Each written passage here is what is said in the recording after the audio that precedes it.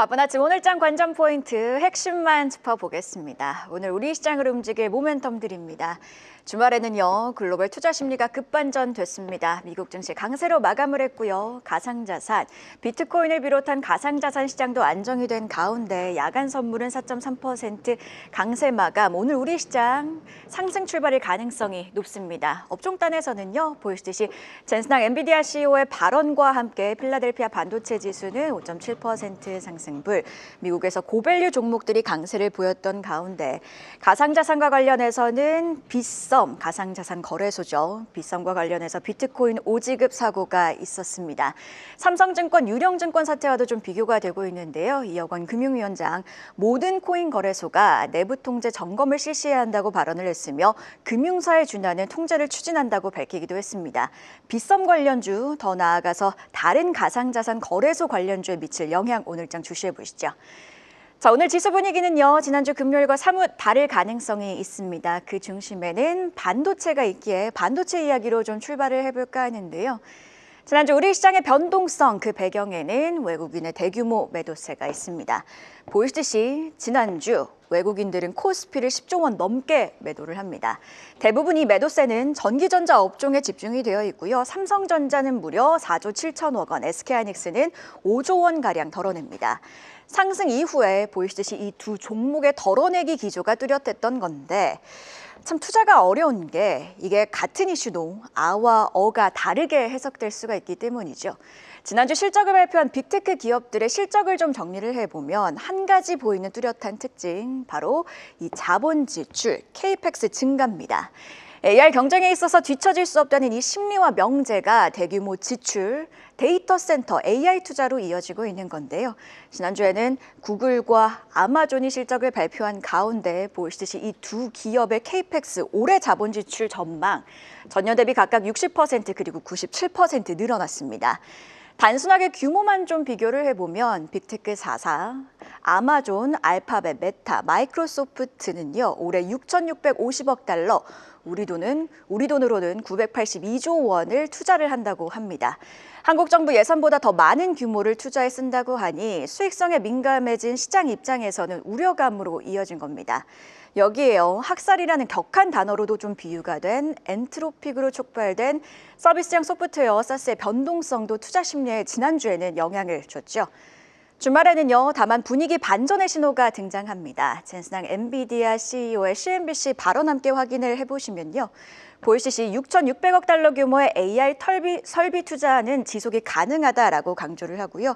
이 AI 투자는 7에서 8년 정도 지속될 것이라고 덧붙입니다. 기존에는 엔비디아가 돈을 벌 거란 기조였다면 우리 고객사들도 돈을 벌 거란 맥락을 보이자 시장은 안도, 아와 어가 다르다는 맥락이 바로 이런 부분들인 건데 미국 반도체주 이 발언 소화하면서 급등합니다. 특히 엔비디아가 무려 7.8% 강세로 끝났고요. 메모리주 단에서는 마이크론이 3% 상승불, 샌디스크도 마찬가지로 3.7% 강세, 장비주들도 빨간불을 켜내면서 필라델피아 반도체 지수 5.7% 상승 마감합니다. 자, 이렇게 반도체주 시세 함께 확인해 봤는데요. 전자닉스, 여기에 개별적으로 보자면 우리 기업들 삼성전자와 SK하이닉스 관련 헤드라인들도 쏟아졌습니다. 먼저 세미애널리시스는 전자닉스만 엔비디아, 루빈의 HBM4를 공급한다며 마이크론은 아니라고 분석을 하기도 했고요. 이외에도 삼성전자와 SK하이닉스가 공급 계약 관행을 바꿨다는 보도까지 나옵니다. 사후정산 방식의 초단기 계약까지 등장을 하게 됐다고 하는데 공급 계약 관행을 바꿨다. 이건 또 전자닉스의 멀티플 리레이팅 재평가의 또 다른 근거가 될 수 있겠고요. 삼성전자와 관련해서는 설 연휴 이후에 HBM4 최초 양산에 들어간다는 소식, 그리고 HBM4용 D램만 월 12만 장 규모의 증설에 나설 거란 보도들도 나왔습니다. 보이시듯이 기대감으로 이어질 만한 호재들이 쌓인 상황인데 지난주 금요일 그래도 낙폭을 만회하며 마감한 전자닉스, 오늘은 반등해줄지 그 여부 함께 주시해 보시고요. 여기에 증설 기대감 속에서 장비주도 동반해서 움직이는지 체크해 볼 필요가 있겠습니다. AI 밸류체인 안에는요, 변압기, 배전반 등 전력기기도 좀 포함이 되죠. 위축된 투자 심리 속에 전력기기 관련주들도 지난주 금요일에는 약세를 보입니다. 1월 말에서 2월 초에 기록했던 고점에서 지난주 조정을 겪으면서 전력기기 3사는요, 고점 대비 한 10%가량 내려온 상황입니다. 반도체와 함께 오늘장 반등 가능성, 특히 전력기기 3사 모두 역대 최고 실적을 기록했다는 모멘텀, 그리고 워낙 공급자 우위 상황이다 보니 관세 역시 고객들이 부담할 만큼 이례적인 공급자 우위 시장이라는 점이 부각이 될 가능성 또한 있습니다. 자, 그리고요, 지난주 시장 전반이 변동성 구간을 지나는 가운데서도 강했던 섹터를 좀 꼽아보자면 바로 태양광주가 좀 떠오르죠. 머스크 우주 데이터 센터 야심이 부각이 되고 지난주 금요일에는 한화솔루션이 올해 연간 흑자 전환할 거다, 이런 분석들까지 부각이 되면서 강했던 겁니다. 주말 사이 나온 뉴스인데요. 일론 머스크의 태양광 야심 본격화를 시사하는 그런 기사들이 나왔습니다. 블룸버그의 보도에 따르면요, 테슬라가 향후 3년 내 연간 100기가와트 규모의 태양광 제조 능력 확보를 위해서 미국 내 여러 후보들을 검토하고 있다고 보도를 하게 됩니다. 태양광을 보수적으로 바라보던 테슬라가 태양광 야심 본격화에 나섰다는 맥락에 미국 퍼스트솔라는 한편 6% 빠집니다. 경쟁 심화 우려가 부각이 된 거죠. 사실 한화솔루션 입장에서도 이 뉴스 같은 경우에는 호재는 아닙니다. 다만 테슬라가 태양광을 강조할수록 시장에서 태양광의 관심도가 부각이 된다는 점, 그리고 우주 데이터 센터라는 드라이브 속 공급 과잉 해소 호재가 현재 심리에는 더 크게 작용할 가능성이 있습니다.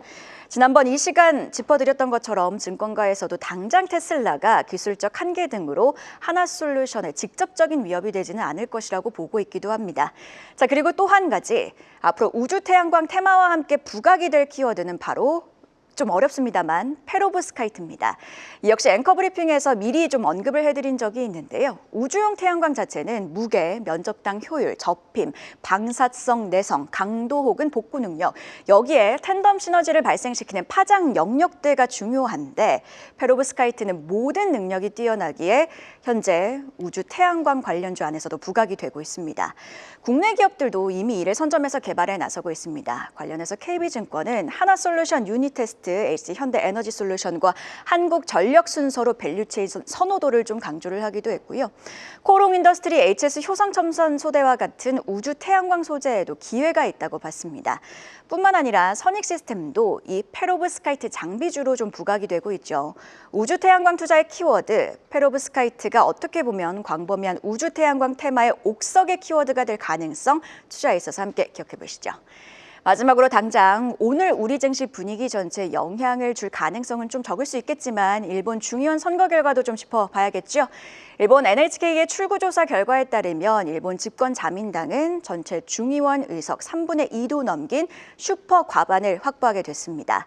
다카이치 사네 총리의 정책이 탄력을 받을 가능성에 글로벌 IB들은 타카이치 트레이드를 좀 언급을 하고 있습니다.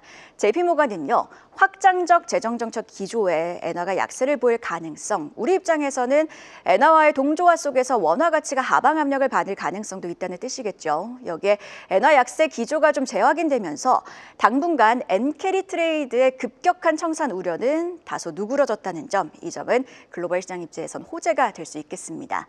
다만 JP모건은요, 확장적 재정정책은 일본의 국채금리 상승을 야기할 것이라고 전망을 하기도 했습니다. 이는 중기적으로는 엔캐리 트레이드 청산 변수로 다시 작용을 할 수 있다는 점도 마찬가지로 기억하셔야겠습니다. 자, 이렇게 주말 사이 나온 이슈 체크부터 섹터별 투자 포인트까지 좀 함께 고민을 해봤는데요. 바로 이어서 이영훈 이사와 함께 더 구체적인 전략 세워보겠습니다.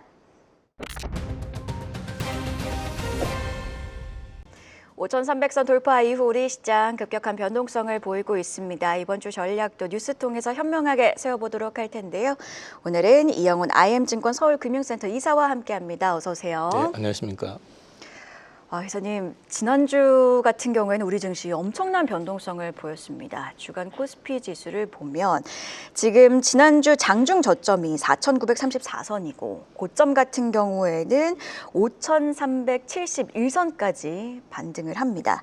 단순하게 계산을 해보면 저점과 고점 이 사이에는 한 8%의 차이가 있던 건데 일주일 사이에 이렇게 8% 변동성을 보였다. 롤러코스터 장세를 겪고 있는 이런 상황. 이번 주 같은 경우에는 설 연휴도 앞두고 있습니다. 어떤 흐름 예상하고 계실까요? 우리가 지금 증시가 계속 올라가니까 좋은 면만 바라보고 있었지만은 사실 이제 내부적으로 보게 되면은 최근에 외국인들이 지난 선물 옵션 동시 만기 이후의 포지션을 보면요. 선물 매도 누계가 6조 2,500억 정도 되고요. 그다음에 굉장히 많이 팔았네요. 네, 거기에 콜이 매도가 역시 이것도 이제 콜 매도를 한다는 건 상방을 막는다는 얘기인데 이게 1,380억 정도 되고 풋 매수는 또 거꾸로 하방에 베팅한다는 물량인데 617억. 그리고 주식 선물 역시도 1,563억 순 매도 상태입니다. 이게 지난주 금요일자 기준인데요. 그럼 포지션으로 보면 전부 하방이에요. 그러니까 무슨 말씀을 좀 드리려고 하는 거냐면 이제 외국인들 같은 경우는 주가가 최근에 많이 올라왔잖아요.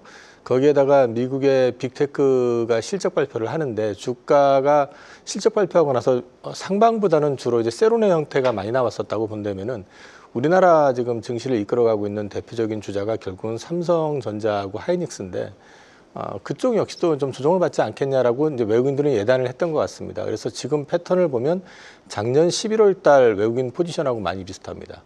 그때도 외국인들은 하방에 베팅을 좀 하고 있었고요. 그래서 증시가 올라가려고 그러면 길을 쓰고 누르고 했었는데 그 당시에 외국인들이 좀 피해를 좀 보긴 봤어요. 근데 이번 같은 경우도 어떻게 보면 결과적으로 지금 하방 베팅을 했는데 개인 투자자들의 적극적인 매수세 이런 것들 때문에 지금 제대로 하방이 열리질 않아 가지고 고생을 하고 있는 상황이거든요.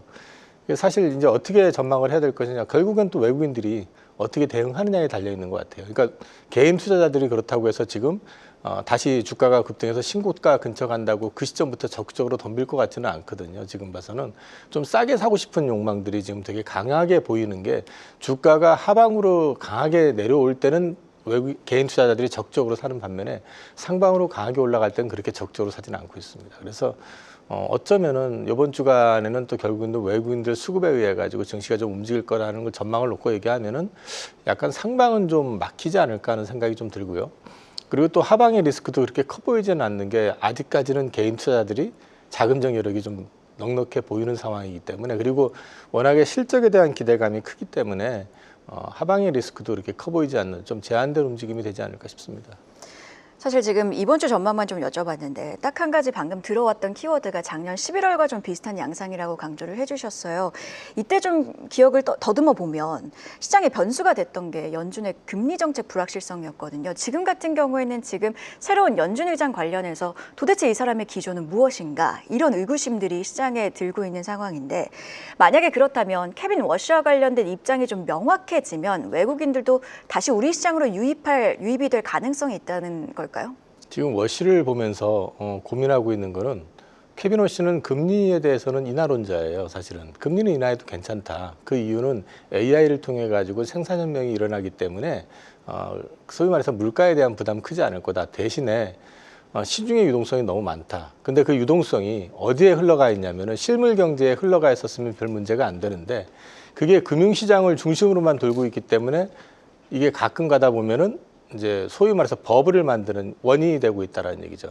뭐 원자재로 갔다가 또 코인으로 갔다가 또 뭐 빅테크로 갔다 이렇게 이제 그래서 그 돈을 빼고 싶다. 그래서 이제 QE에 대해서 부정적인 입장을 계속 얘기해 왔었고 그래서 이제 취임을 하면 금리 인하는 하는데 양적 긴축이라고 그러죠. 이제 QT를 조금 더 강화하지 않겠느냐라는 우려감이 사실 있는 것 같아요. 근데 이 부분에 대해서는 아직까지는 뭐 파이낸셜 타임즈가 분석한 기사가 나오긴 했습니다만은 명확하게 본인의 입장을 제시한 적은 없어요, 최근에. 그래서 이것 때문에 약간의 노이즈는 있는 것 같고요.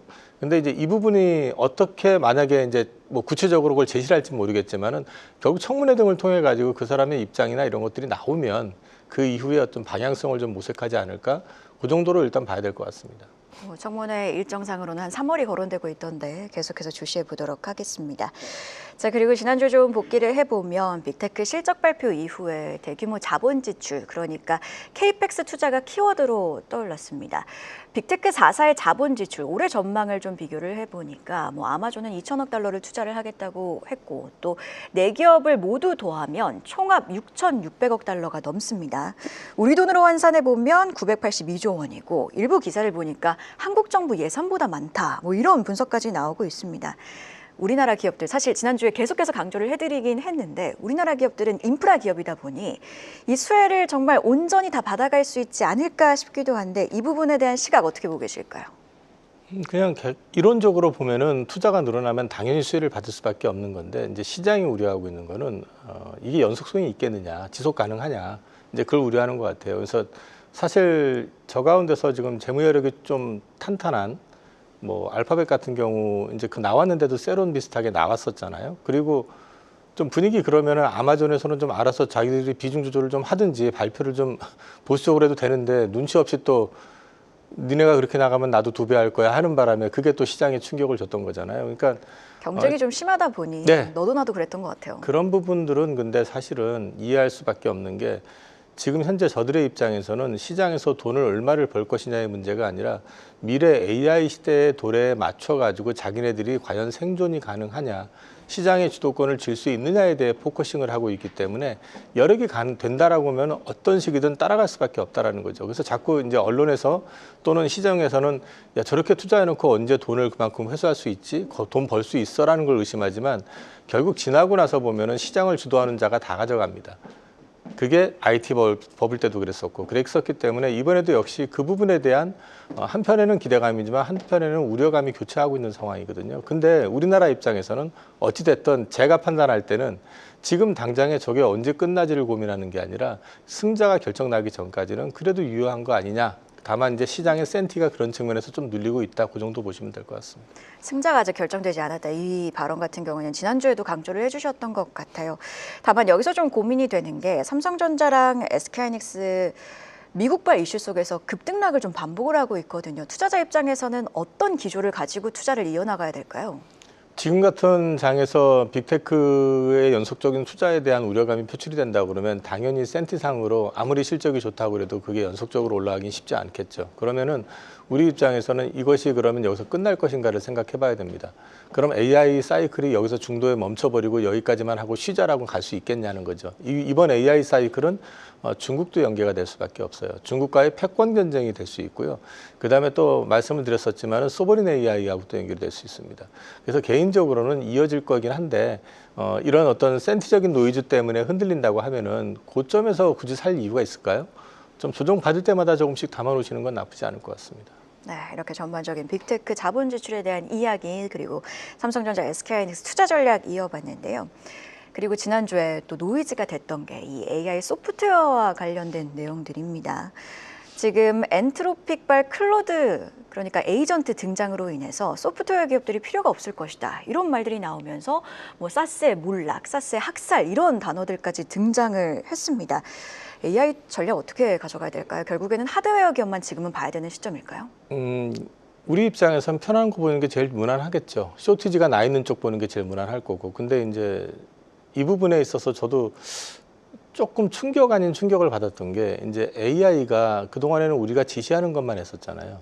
근데 자기가 생각하고 자기가 판단을 해서 자기가 만들어내는 시대가 된다고 한다면은 결국 조금 오바해서 생각을 해보면 결국 AI한테 우리가 지배당하는 세상이 오는 거 아닌가 하는 또 걱정도 하게 되잖아요. 그리고 또 AI가 능동형 AI가 된다는 얘기는 결국은 사람의 필요성이 그만큼 많이 줄어들 수도 있다는 거죠. 단적인 얘기로 해서 지금 그 앵커님 지금 브리핑 하시고 이렇게 하는 거 그 자료는 앵커님이 직접 이렇게 만드실 그럼요. 거 아닙니까? 네. 그죠? 근데 지금 이런 능동형 AI가 제대로 역할을 하기 시작하면 자기가 다 알아서 그 성향에 맞춰가지고 자기가 다 준비를 해놓습니다. 제 자리가 위협받을 수도 있겠네요. 모든 게 다 이제 그런 걱정을 하는 거죠. 그러면 소프트웨어 기업들 같은 경우는 당장에 이거 우리가 사람들이 작업을 하는 거잖아요. 근데 그게 필요 없어지는 거예요. 딱 보고 나서 자기네들이 그 다 연계가 돼 버리니까 연산을 해버리고 계산을 해서 자기가 모든 데이터를 만들어내 버리는 거죠. 그것도 단순히 계산만 하는 게 아니라 그걸 근거로 해서 예측까지 만들어내 버린다고 하면 그러면은 이게 어떻게 존재가 가능할까 이런 또 이제 걱정을 하게 되는 것 같고요.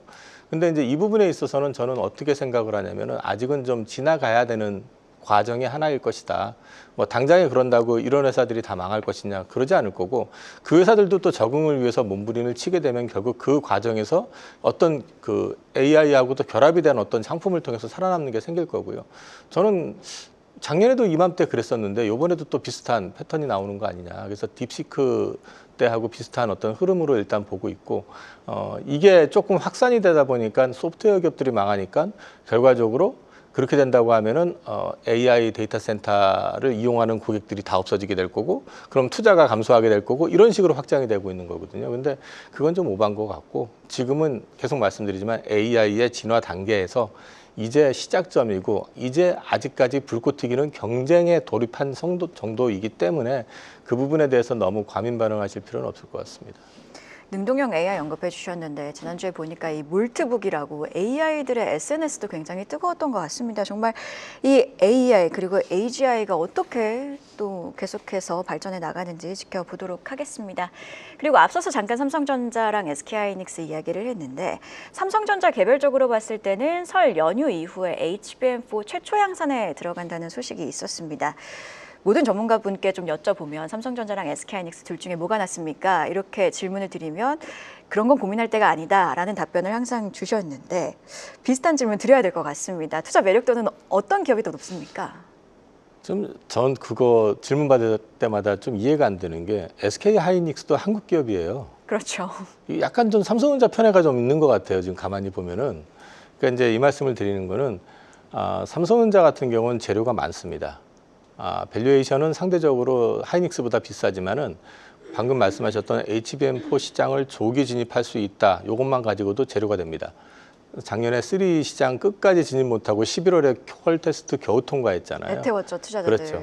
그러니까 기술적인 측면에서 많이 붙었구나라는 걸 느낄 수 있겠죠. 그런데 HBM4 시장에서 보시면 최근에 나온 기사나 증권사 리포트를 보시면은 하이닉스가 차지하는 포션은 70%고요. 삼성전자는 30% 정도를 보고 있습니다. 그 얘기는 뒤집어 놓고 말씀을 드리면 마이크론 테크놀로지가 가지고 있었던 시장을 삼성전자가 가져간다라는 측면에서 이해를 하시면 됩니다. HBM4 시장에서도 여전히 하이닉스가 독주하는 게 맞습니다. 그래서 이 부분에 대해서 해석은 어떻게 해야 되느냐. 자, 삼성전자는 안 좋았던 쪽에서 계속 기술적인 진보를 하고 이익적인 증익의 어떤 포텐셜을 가져간다는 측면으로 이해를 하시면 되고요. 거기에 더해서 파운드리 쪽의 정상화 가능성들이 요즘 속속 기사화되거나 리포트로 나오고 있잖아요. 이런 것들이 하나의 모멘텀이 될 수 있다는 측면에서 긍정적으로 보시면 되고, 하이닉스는 어찌됐든 간에 전 세계에서 가장 싼 반도체 회사다. 그렇게 보시면 될 것 같습니다. 각각의 투자 포인트가 좀 다르니까 다르게 가져갈 필요도 고민해 볼 필요도 있어 보이는 것 같습니다. 수급 상황 함께 확인을 해보시면 앞서서 잘 정리를 해주셨는데 지난주 외국인이 코스피에서 한 11조 원 넘게 순매도를 했습니다. 반도체를 중심으로 물량을 던졌는데 이건 어떻게 해석을 해야 될까요? 반도체 입장에서는 단기 고점이라고 이렇게 본 걸까요? 그러니까 앞서도 말씀드렸지만 이제 빅테크와 관련되어 있는 노이즈들이 좀 있다 보니까 이제 투자의 지속 가능성에 의심을 갖기 시작하면 앞단에서는 열심히 팔고 지금 장사가 잘 되고 있지만은 이게 연속 지속 가능성이 있겠느냐를 의심을 하면 그 부분에 대한 노이즈를 걱정을 하는 거고, 외국인들은 그래서 빅테크가 흔들리니까 당연히 삼성전자 하이닉스도 충격을 받을 수 있을 거야라고 생각하고 매도를 했던 거고요. 한국 시장에 선물 옵션 전부 하방으로 지금 베팅을 해놓은 상태인데 그거를 일반 개인 투자자들이 지금 적극적으로 받아내는 바람에 작년 11월 달에 이어서 어쩌면은 이번 달에도 외국인들은 3월 만기 때까지 별 재미가 없는 그런 그림이 나올 수도 있을 것 같다. 다만 외국인들이 지금 포지션이 노출이 돼 있는 부분들이 크거든요. 그래서 이거를 한꺼번에 되감기는 쉽지 않을 것 같다. 하지만 이번에도 어쩌면 외국인들은 작년 11월 달처럼 별 재미없이 끝날 가능성도 있다. 그래서 외국인들이 반드시 이긴다라고 얘기할 상황은 아닌 것 같고요. 지금 상황으로 봤을 때는. 그리고 고점을 물어보셨는데 지금 고점을 논하기에는 워낙에 업황이 좋습니다. 그리고 아까도 말씀드렸지만은 AI와 관련된 부분들은 지금 정점에 달하는 게 아니고 여전히 경쟁 중입니다. 네. 자, 그리고 소비랑 유통주도 좀 여쭤보도록 할게요. 지난주 미국 증시 특징 하나는 바로 로테이션 장세 속에서 전통 가치주, 유통주와 같은 종목들이 주목을 받았고, 우리 시장에서도 소비 유통주들은 지금 춘절 모멘텀, 그러니까 한일령 반사수의 기대감도 있고, 여기에 유통주 관련해서는 새벽 배송을 허용하는 유통산업법 개정을 좀 당정이 추진한다는 모멘텀까지 남아있는 상황입니다. 계속해서 이 유통 소비주를 바라봐도 되는 건지, 아니면 반도체주가 눌렸기 때문에 부각을 받았다, 이렇게 해석해야 되는 건지 어떻게 보고 계실까요? 지금 시장의 주도주는 누가 뭐라고 해도 AI 쪽이라고 봐야 되거든요. 그럼 AI 주식들이 좀 눌림이 있을 때는 주변으로 좀 시선을 돌릴 수밖에 없고요. 거기에서 상대적으로 편안했던 섹터 중에 하나가 유통입니다. 일단 최근에 주가 누르기 방지법 해가지고 저밸류 기업들의 이제 밸류업을 지금 요구하는 법도 발의를 하겠다고 지금 예정을 하고 있는 상황이고, 때마침 쿠팡 이슈 관련해 가지고 24시간 배송 얘기도 나왔었죠. 여기에 더해 가지고 지금 말씀하셨던 것처럼 춘절 효과라든지, 우리도 또 항상 계절적으로 시즈널로 보면은 또 추석이나 구정 때 또 효과를 좀 봤었던 측면도 있기 때문에, 그런 맥락에서 순환매의 한 패턴이다, 그러면서 키 맞추기를 해나가는 과정이다 정도 보시면 될 것 같습니다. 자, 이렇게 유통주에 대한 진단까지 들어봤고요. 실적 시즌, 4분기 실적 시즌 반환점을 넘겼습니다. 이번 주에도 여러 기업들이 실적을 발표하는데요. 어떤 기업들이 실적을 발표하는지 아너스 캐스터가 정리했습니다. 함께 확인해 보시죠.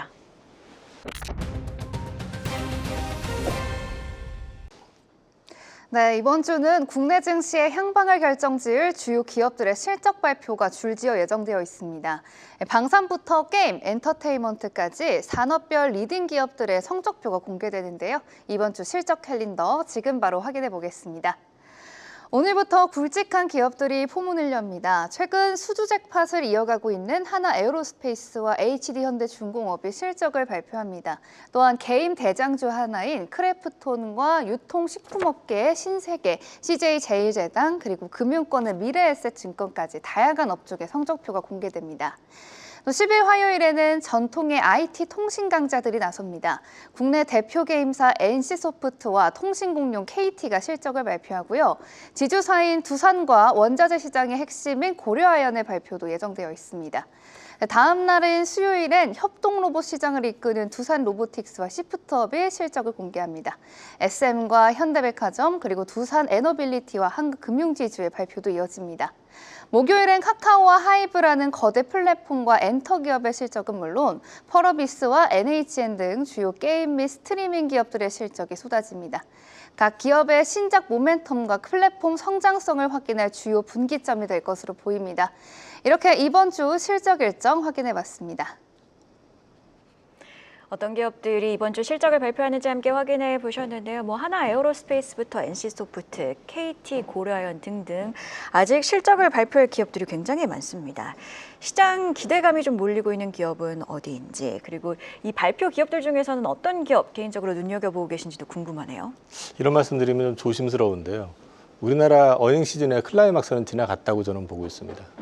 그러니까 지금 기업들이 의미가 없다라는 게 아니라 어느 정도는 다 이제 실적에 대한 또는 이런 것들이 윤곽이 드러나 있는 상태이기 때문에 이 부분에 있어가지고 시장 컨센에 맞느냐 안 맞느냐의 정도의 차이일 뿐인 거지, 이게 시장의 어떤 방향을 바꾸거나 그럴 가능성은 좀 제한적이라고 보거든요. 조선주라든지 방산주 같은 경우도 대체적으로 실적과 관련된 부분들은 어느 정도 윤곽을 좀 드러낸 상태고요.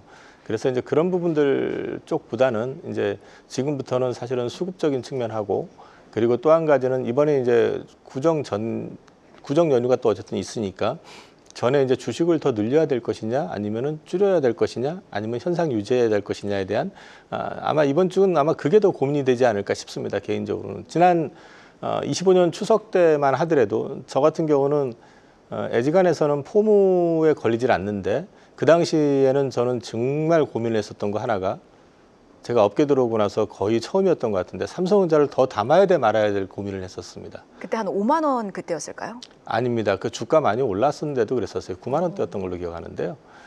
작년 추석 때 그때 제가 표현이 좀 그렇습니다. 똥마려운 강아지처럼 낑낑댄다고 그러잖아요. 왜 이거를 막 보면서 조바심이 생겼었어요. 이게 이렇다고 하면서. 근데 저 같은 경우는 원래 그 명절 전에는 주식을 잘 안 늘리거든요. 근데 그때는 늘렸습니다. 근데 지금은 사실 그 정도는 아니에요. 이 말씀을 드리는 건 이번 주 시장의 어떤 흐름이나 패턴을 좀 보시면서 내가 현재 가지고 있는 포지션에서 주식을 더 늘리는 게 맞는지 줄이는 게 맞는지에 대한 고민을 좀 하시는 게 더 맞지, 여기에 지금 이제 실적 발표 관련돼 있는 기업들, 좋은 기업들, 훌륭한 기업들이 많지만은 이미 시장에는 어느 정도는 방향이 좀 잡혀서 제시가 돼 있기 때문에 큰 의미를 부여할 정도는 아닌 것 같습니다. 네, 이렇게 전반적인 실적 이야기, 그리고 언급을 해주신 것처럼 이번 주 같은 경우에는 설이라는 변수가 있기 때문에 계속해서 수급 추이 주시해 보도록 하겠습니다. 지금까지 이영훈 IM증권 서울금융센터 이사와 함께했습니다. 고맙습니다. 한국경제TV는 도약하는 한국 증시와 투자자 여러분을 응원합니다.